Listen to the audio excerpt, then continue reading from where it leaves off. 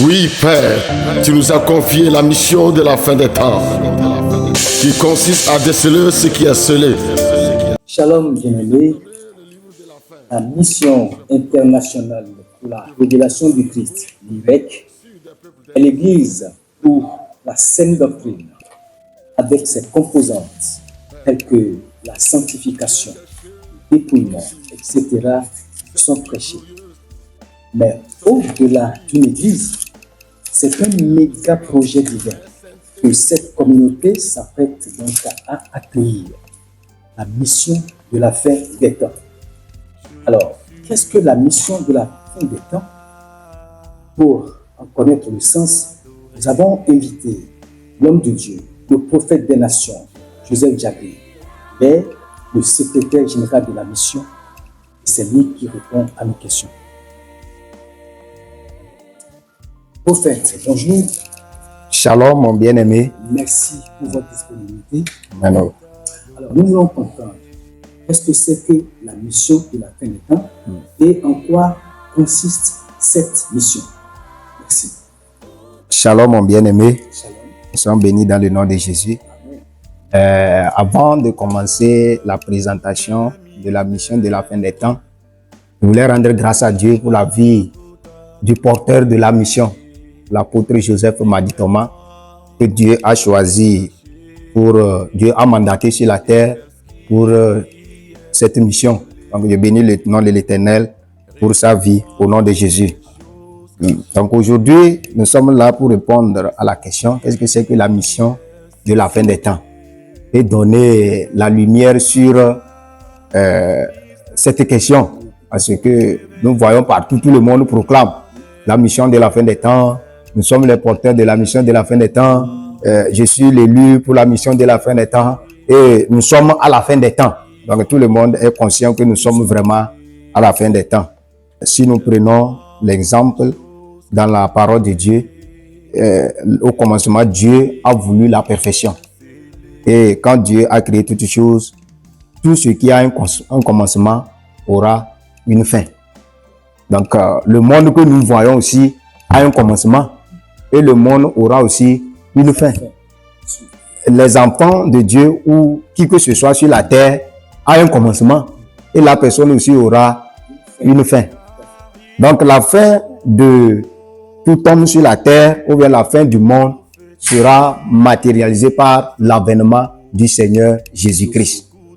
Donc c'est la venue du Seigneur Jésus-Christ sur la terre qui marquera la fin de toutes choses sur la terre. Le calvaire que nous vivons sur la terre, cela finira par l'arrivée, le retour du Seigneur Jésus-Christ.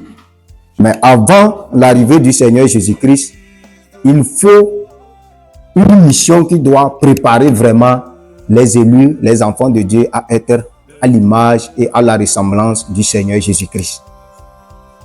Cette mission qui doit préparer les élus, les enfants de Dieu à être à l'image et à la ressemblance du Seigneur Jésus-Christ, c'est cette mission qu'on appelle la mission de la fin des temps. C'est une mission qui précède la venue de notre Seigneur Jésus-Christ pour prendre ses élus. Si nous voulons comparer ça à la Bible, cette mission est semblable à Éléazar qui allait préparer l'épouse pour Isaac. Isaac ne s'est pas allé pour chercher Rebecca, mais Abraham a envoyé Éléazar d'abord pour préparer l'épouse. Et là, Isaac est venu prendre possession de sa femme. Donc la mission de la fin des temps, c'est de préparer l'église de Dieu vivant pour son avènement. Et comment se fera ces préparatifs de l'église de Dieu pour l'avènement du Seigneur Jésus? Cela se fera en deux volets. Le premier volet, c'est le volet spirituel, qui est le volet de l'avènement du Seigneur Jésus-Christ. Nous savons que tout homme à la surface de la terre, nous nous préparons pour la rencontre de notre Seigneur Jésus-Christ. Donc c'est ça qui est l'objectif d'un homme sur la terre. Chacun, même si on prend les païens, les musulmans, tous, ils sont conscients de l'avènement du Seigneur Jésus-Christ et chacun se prépare selon sa manière. Mais il y a la manière dont Dieu lui-même il a réservé pour que les préparatifs soient. Donc il y a un côté spirituel et côté physique. Si nous prenons le côté spirituel, là-bas Dieu veut une église glorieuse.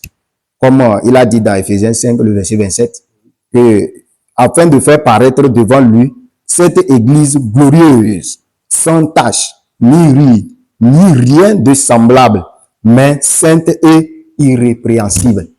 Donc l'église que le Seigneur Jésus viendra pour chercher, c'est une église qui n'a pas de tache, qui n'a pas de ride, qui n'a pas quelque chose de semblable. Donc c'est le côté spirituel, ça, de préparer une église glorieuse pour le Seigneur Jésus-Christ. Deuxième volet, qui est le volet physique ou bien le volet social. Là-bas, ça parle des œuvres. Nous devons témoigner l'amour du Seigneur Jésus-Christ par les œuvres. Par quoi? La démonstration de la puissance matérielle et financière sur la terre, qui sont à l'image des prémices du millénaire.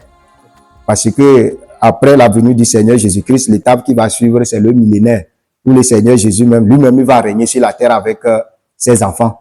Donc, avant sa venue, il faut que l'Église prépare le monde à l'image du prémisse du millénaire de notre Seigneur Jésus-Christ.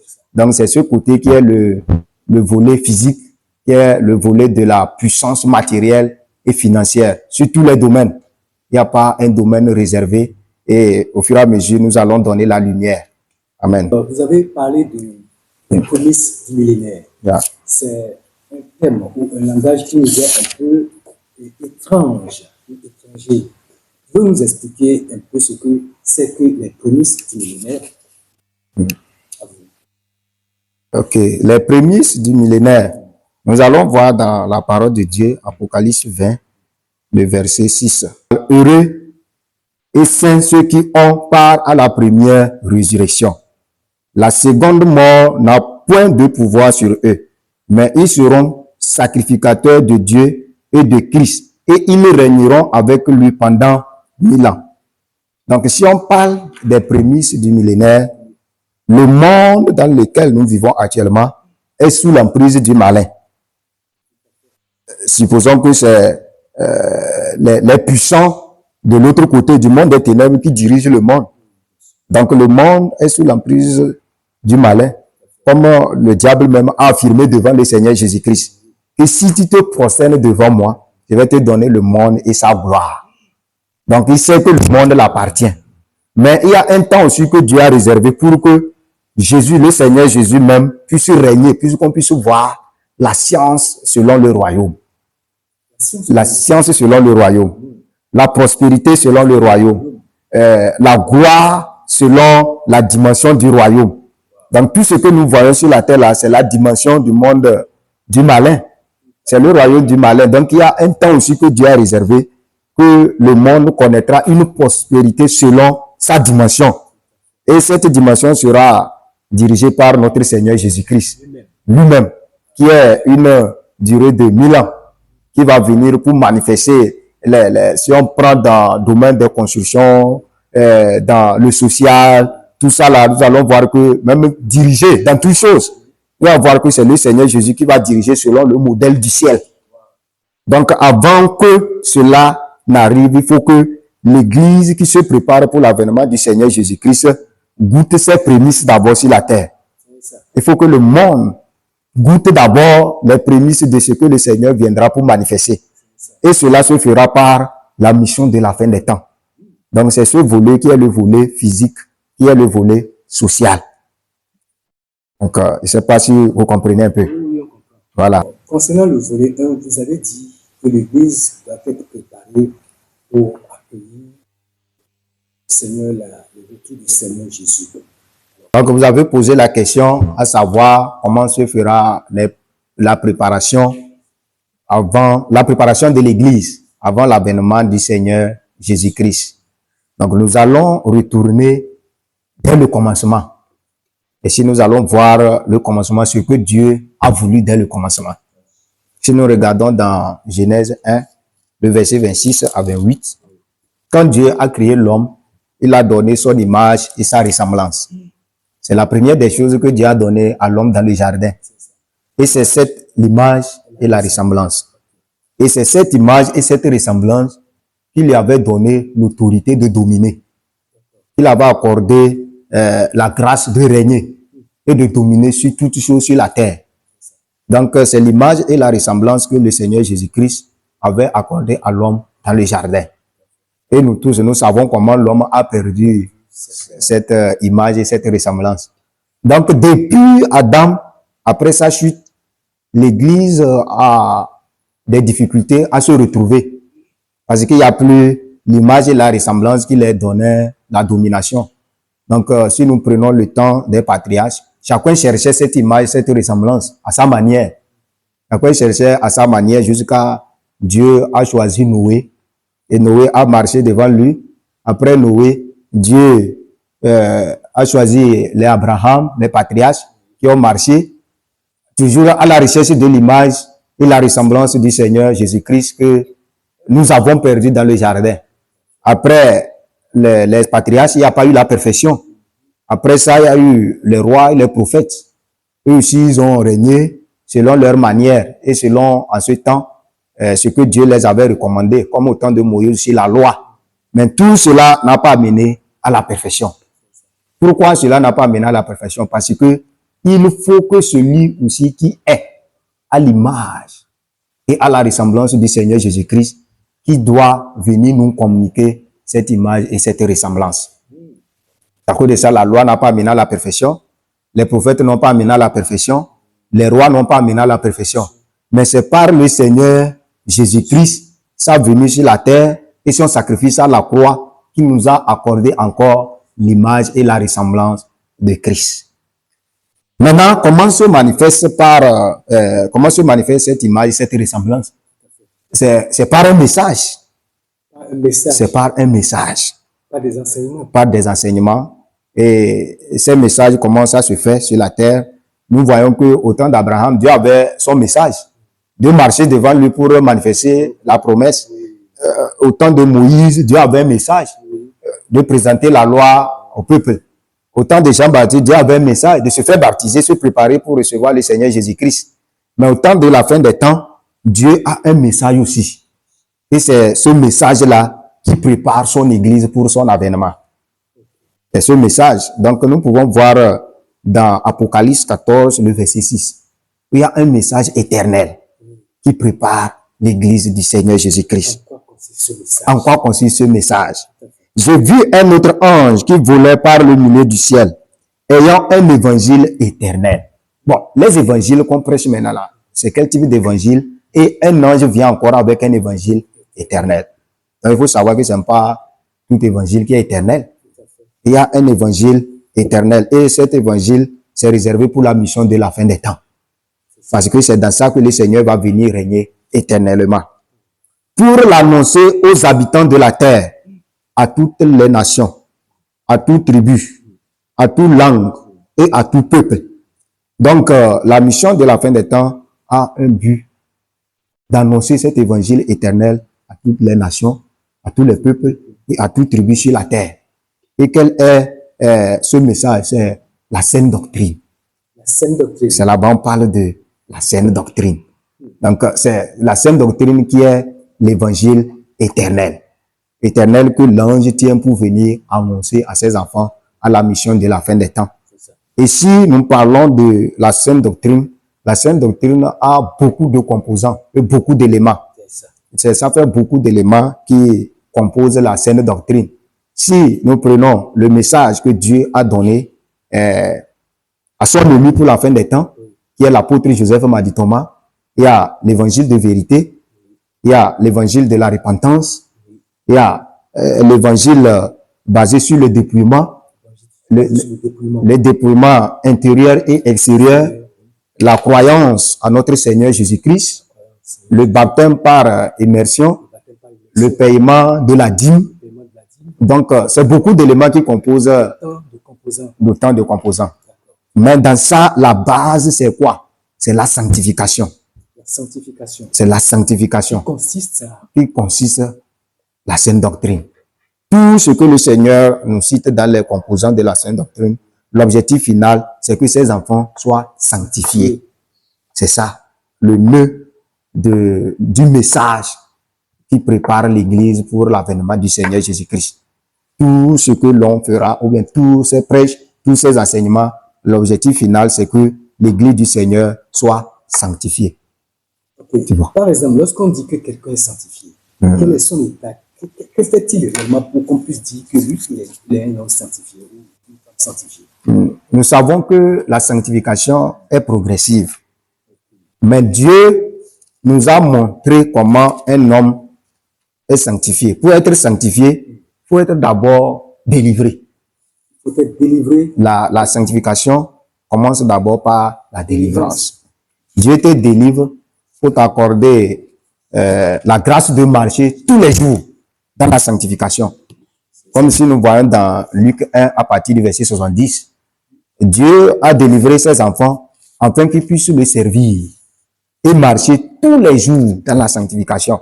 Donc si tu n'es pas délivré, tu ne peux pas marcher dans la sanctification. Et la sanctification, ce n'est pas quelque chose d'un seul jour. C'est progressif. Donc nous allons lire rapidement dans Luc 1, le verset 70 en allant.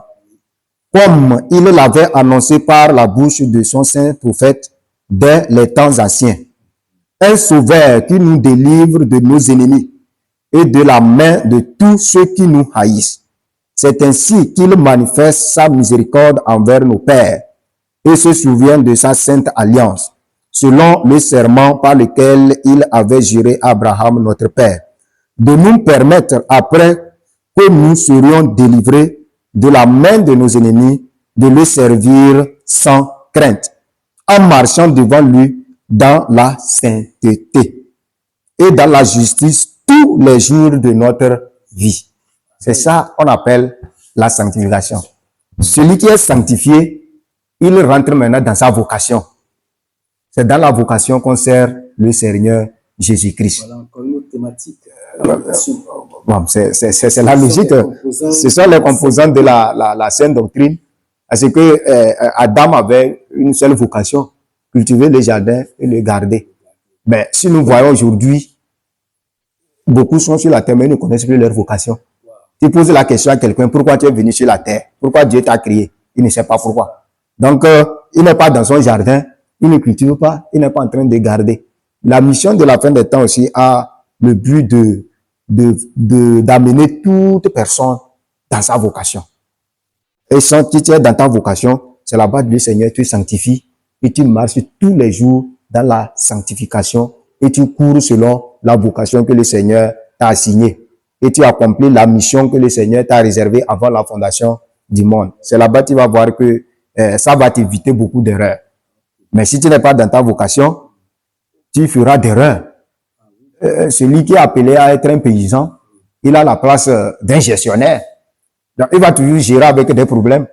Donc, la mission de la fin des temps a un rôle aussi à ramener chacun dans sa vocation. Et dans sa destinée, c'est ça sa destinée, de marcher dans ta destinée.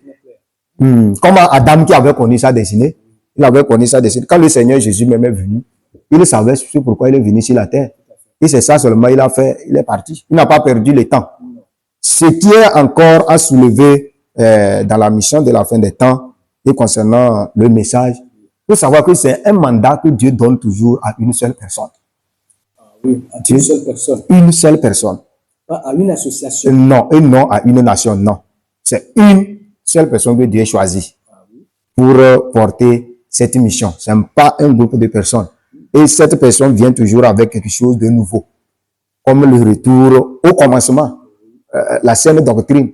Or, beaucoup sont sortis de la saine doctrine, mais Dieu dit à son élu qu'il a choisi de prêcher la saine doctrine qui est basée sur la repentance. Et l'objectif, c'est que chacun soit sanctifié pour être prêt plutôt à accueillir notre Seigneur Jésus-Christ. Cher pasteur, nous supposons que aujourd'hui, tous les hommes de Dieu de la terre prêchent la saine doctrine. Alors, quelle serait la particularité de l'élu de Dieu? Parce que en prêchant la saine doctrine, ils peuvent tous se revendiquer de ceux qui sont l'élus de Dieu de la mission de la fin des temps. Alors, quelle serait la particularité de celui-là que lui, le Seigneur lui-même, s'est réservé depuis la fondation du monde?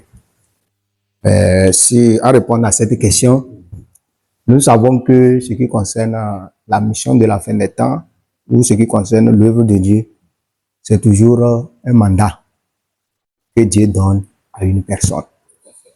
Et si Dieu donne son mandat à une personne, la personne ne peut qu'avoir des fils et les filles qui doivent courir dans la mission que le Seigneur a confiée à celui qui est mandaté.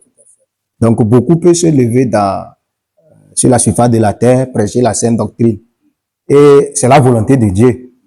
C'est la volonté de Dieu que l'évangile éternel là soit répandu partout dans le monde entier. C'est sa volonté. Mais si on parle de le porteur de la mission de la fin des temps, là-bas on parle du mandat. Il y a certaines choses que Dieu a réservées que c'est lui seul qui peut faire ça. Que c'est lui seul qui peut faire ça. Celui qui est mandaté, comme l'apôtre Joseph m'a dit Thomas, notre Père que Dieu a mandaté pour la mission de la fin des temps. Il y a certaines choses qui sont réservées que c'est lui seul qui peut faire ça. Lui seul. Tous peuvent prêcher, mais ce qui concerne le mandat, il y a certaines choses que c'est lui seul qui peut faire ça. Si nous retournons sur le volet physique, le retour au commencement permettra à l'Église de se revêtir une arme qu'Adam avait perdue dans le jardin. Et quelle est cette arme? C'est l'arme de la puissance matérielle et financière. Ouais, c'est l'arme de la puissance matérielle et financière. Puissance inégalée, donc. Il n'y aura pas son semblable sur la terre. Wow. Et comment cela se manifestera? Par les projets sociaux du développement, les finances et le matériel, qui est une image à venir du règne du millénaire de Christ.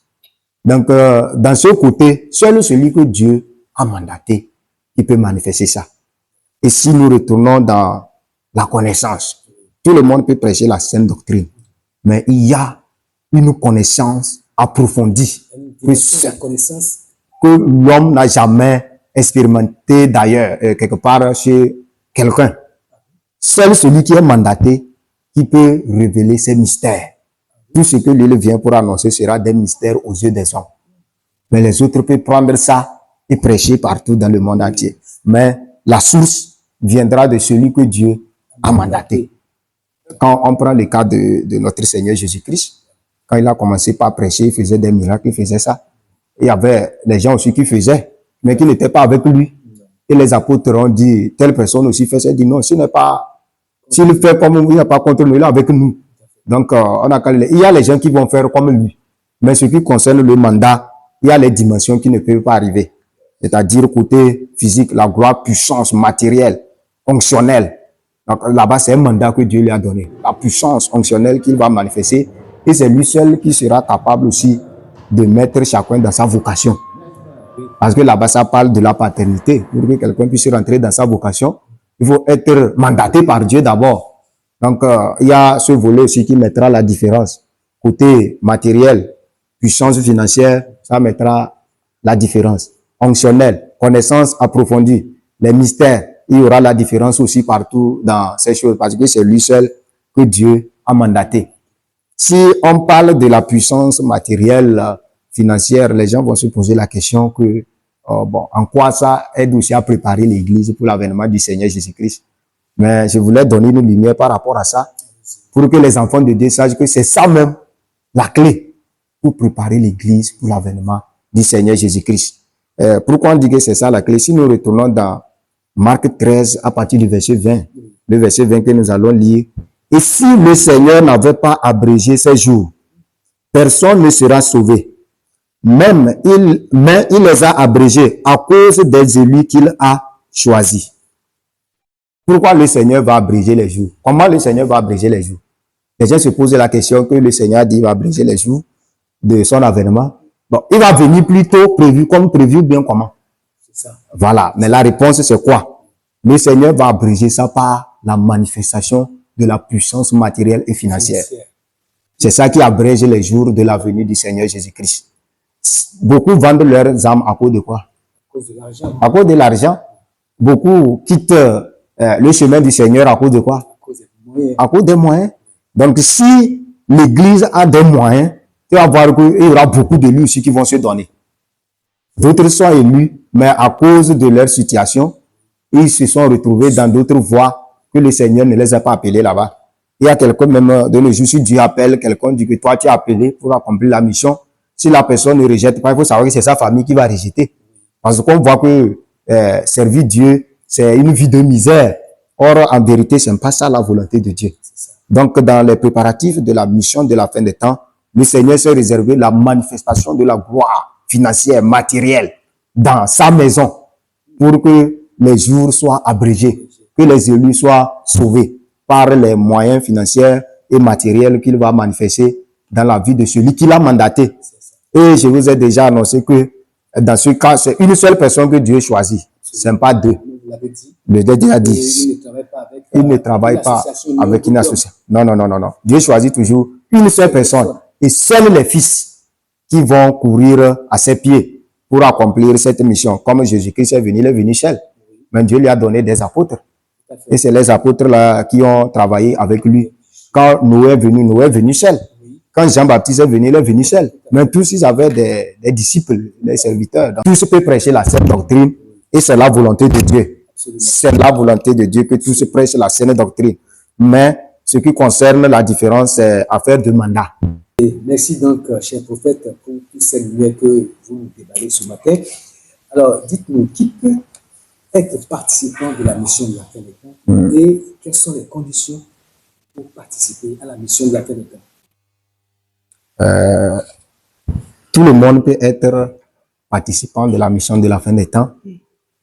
Ceux qui sont vraiment élus pour une vocation, élus pour une mission spécifique au pied de celui que Dieu a mandaté. Comme le Père, notre Père, l'apôtre Joseph Madi Thomas, il a les fils. Donc si tu es fils, tu es élu, tu peux être participant de la mission de la fin des temps. L'essentiel, c'est que Dieu t'a choisi avant la fondation du monde. C'est à cause de ça nous avons parlé plus haut concernant la vocation. Si tu as une vocation et tu es élu avant la fondation du monde, tu es prêt à être participant de la mission de la fin des temps. Et si tu es fils, tu es prêt aussi, c'est très important, si tu es fils, tu es prêt à être aussi participant de la mission de la fin des temps. Si tu aimes la vérité, tu es prêt à être participant de la mission de la fin des temps. Et en général, si ton nom est écrit dans le livre de vie, quel que soit là où tu es, Dieu va te saisir pour que tu puisses accomplir le rôle que tu as au pied de celui qui l'a mandaté, l'apôtre Joseph Madi Thomas. Et si nous voulons parler encore plus clairement, il faut reconnaître le mandaté.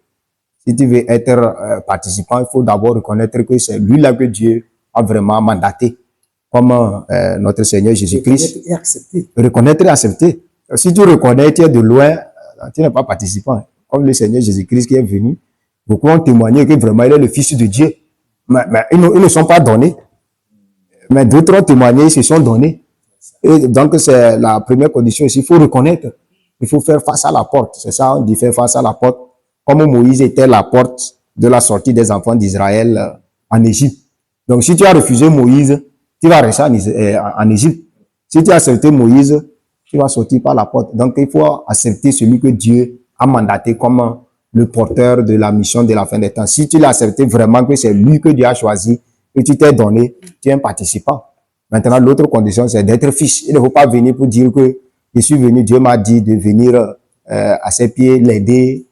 Non, Dieu t'a appelé en tant que collaborateur. Dieu t'a appelé parce que co-visionnaire. Il n'y a pas ça dans la parole de Dieu. Et il n'y a pas ça dans le projet de Dieu. Dieu choisit toujours un mandaté et avec ses fils, il court pour accomplir la mission que lui l'a réservée. Je bénis le nom de l'Éternel pour la vie de l'apôtre Joseph Madi Thomas, celui que Dieu a choisi vraiment pour la mission de la fin des temps. Donc, ce que je voulais dire à tout le monde, c'est de faire comme moi, de faire face à la porte, de faire vraiment face à la porte et d'accepter la porte pour qu'un jour aussi, ils puissent courir selon leur vocation.